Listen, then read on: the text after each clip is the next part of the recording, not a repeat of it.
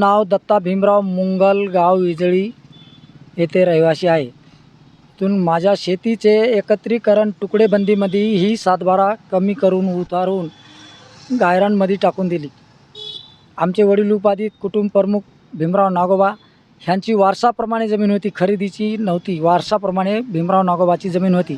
ह्या जमिनीचे रूपांतर करत असताना गट क्रमांक रूपांतर करत असताना चुकीचे करून 7/12 उतारा बरोबर दिला नाही. 7/12मध्ये 8 हेक्टर 32 गुंठे सर्व नंबर 7/12 आहे 85.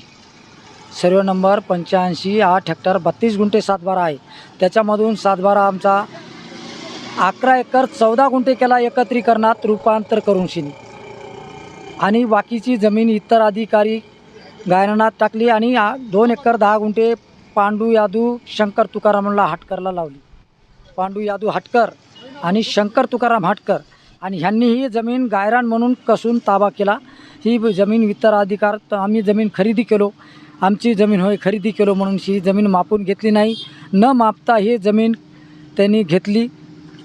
2 एकरला 2 गुंठे कमी शंकर तुकारामनं घेतली देवराव केरबापासून आणि 3 एकर 6 गुंठे जमीन घेतली हे नारायण नागोराव निकातेपासून शंकर हाटकरनं खरेदी केली.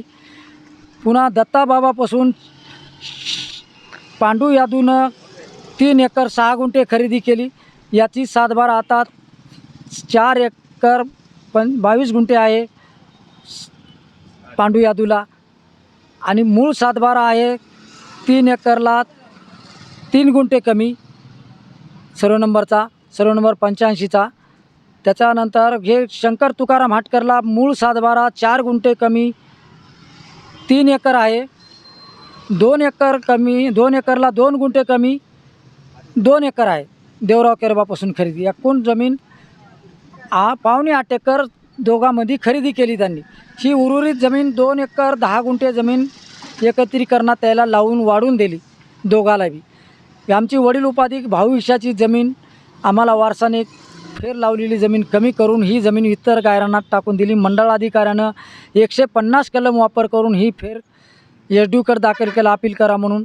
एसडीओ साहेब आता आजचे आमचे काय होती की आज तारीख नाही, एसडीओ साहेब नाही तर ही जमीन गायरान महसूर म्हणून महसूर विभागात टाकली. ती जमीन आमची आम्हाला न्यायालयात जमीन आम्हाला दुरुस्त करून आमची सर्व नंबर 1 नंबरची जमीन जी 8 हेक्टर 32 गुंठे सर्व नंबर 7/12 आणि फेरफार नक्कल आणि 7/12 ह्या उतार्याप्रमाणे आमचा फेर दुरुस्त करून 7/12 दुरुस्त करून द्यावा हे नम्र विनंती.